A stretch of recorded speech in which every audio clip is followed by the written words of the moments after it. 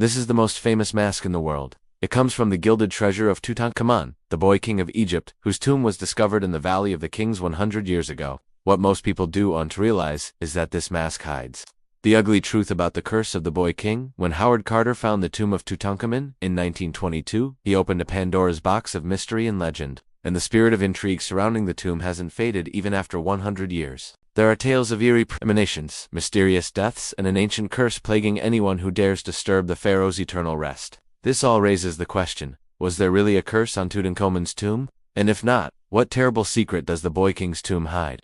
In this episode, we'll dive deep into the historical records, archaeological evidence, and scientific research to bring you the untold story of Tutankhamun and his curse. Join us as we uncover the shocking truth about the boy king's tomb and the curse that continues to fascinate us even today. Before we start, be sure to subscribe for more updates. The discovery of Tutankhamun's tomb in November 1922 by British archaeologist Howard Carter was hailed as one of the greatest archaeological finds of all time. The tomb, known as KV62, contained a wealth of treasures, including the famous golden mask and a host of artifacts that provided insight into the life and times of the enigmatic boy king. But the discovery also unleashed a wave of media frenzy and speculation, much of it centered around the so-called curse of Tutankhamun. According to legend, any individual or group that disturbs the resting place of a pharaoh will incur the pharaoh's wrath, often in the form of sudden and unexplained death. Stories of strange occurrences and untimely fatalities began to circulate soon after the tomb's opening, fueling the belief that the curse was real. One of the most famous examples was the death of Lord Carnarvon, who was the financial backer of Carter's excavation and was the first to enter the tomb with Carter on November 26, 1922. Just 4 months later, he died of a mosquito bite gone wrong. Another supposed victim was the Egyptian Antiquities Service official who blessed the tomb before it was opened, who died a few weeks later. These stories quickly captured the public imagination, with newspapers around the world running headlines about the curse of the pharaohs. The sensationalism surrounding the curse overshadowed the significance of the discovery and the fascinating history of the boy king himself. However, modern scientific research has shed light on a different kind of curse, one that was not supernatural in nature, but rather rooted in the harsh realities of genetics and inheritance. Through DNA studies and CT scans conducted between 2010 and 2025, researchers have revealed a grim truth about the health and well-being of Tutankhamun and his family. A closer examination of the boy king's remains has uncovered a multitude of genetic disorders and skeletal abnormalities that paint a starkly different picture of his life and death.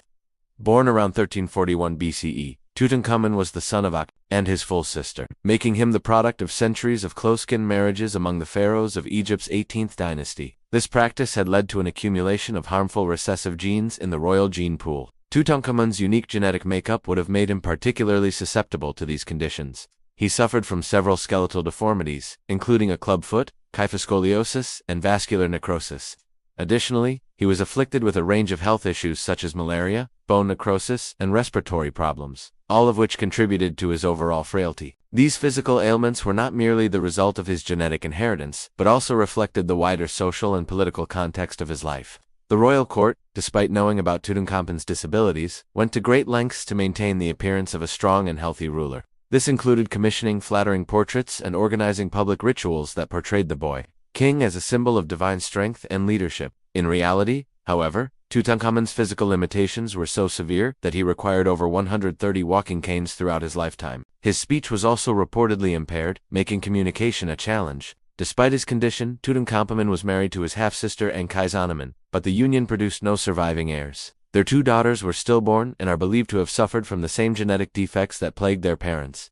The lack of a surviving heir sealed the fate of the 18th dynasty, as Tutankhamun's death at about the age of 19 marked the end of the dynasty and the collapse of the Amarna period, ushering in a new era of political turmoil and instability in ancient Egypt. It's important to note that the Amarna period, which saw the reign of Akhenaten and Tutankhamun, was a time of significant religious and artistic experimentation, but it was also marred by political uncertainty and economic decline. The focus on the worship of a single deity and the relocation of the empire's administrative center did not sit well with traditionalist elements in society, leading to potential unrest and factionalism within the royal court. Tutankhamun's inability to produce a male heir may have exacerbated these tensions, contributing to the growing instability. When Tutankhamun ascended to the throne at the tender age of 9 or 10, he did so in a kingdom that was far from united. The previous king, his father Akhenaten, had been notorious for his unorthodox religious policies and his neglect of the empire's traditional allies and infrastructure. The shift to the worship of Aton, a single sun god, had alienated many members of the royal court and the general population who adhered to traditional polytheistic beliefs. Upon assuming the throne, Tutankhamun realized the gravity of the situation and took steps to restore order and stability to the empire. He reversed many of his father's religious policies, re-established ties with traditional allies, and attempted to revive the economy, which had suffered greatly during the Amarna period. While Tutankhamun's intentions were good, he was just a child, and his efforts to govern were often misguided or ineffective. He appointed a succession of regents and generals to rule in his place, such as General Horemheb and the architect and official Eye, to help him navigate the complexities of statecraft and maintain control over the empire. This arrangement allowed Tutankhamun to maintain the facade of a powerful and capable ruler, while allowing the more experienced members of the court to handle the day-to-day affairs of the kingdom. Tutankhamun's marriage to Ankhesenamun, his half-sister, was part of the long-standing tradition of sibling marriages within the Egyptian royal family. This practice was seen as a way to maintain the purity of the bloodline and keep the power within the family. However, in the case of Tutankhamun and Ankhesenamun, the marriage was not successful. They had 2 daughters, but both babies died shortly after birth, likely due to the same genetic defects that plagued the parents. The failure to produce a surviving male heir ultimately contributed to the end of the 18th dynasty. After Tutankhamun's death, his wife Ankhesenamun sent letters to the Hittite king seeking a husband and a new ruler for Egypt. However, no suitable match was ever made, and Egypt descended into a period of civil war and instability. The throne then passed to Eye, one of Tutankhamun's advisors, marking the beginning of the 19th dynasty. The once mighty empire of the 18th dynasty, which had reached its peak under the rule of Ramesses II, was effectively brought to an end by Tutankhamun's premature death and the lack of a clear successor. The legacy of Tutankhamun has fascinated historians, archaeologists, and the public alike for nearly a century. Despite his short life and troubled reign, he remains one of the most iconic figures in ancient Egyptian history. The discovery of his tomb in 1922 captured the world's imagination and sparked numerous theories and legends. The famous golden mask that adorned his mummy has become a symbol of the grandeur and mystery of ancient Egypt. However, beneath the allure of the mask lies a stark reality. Tutankhamun's physical condition was far from the idealized image of a god-king. His struggles with various illnesses and deformities, including a cleft palate, club foot, and scoliosis, paint a picture of a fragile ruler who required the support of canes to walk.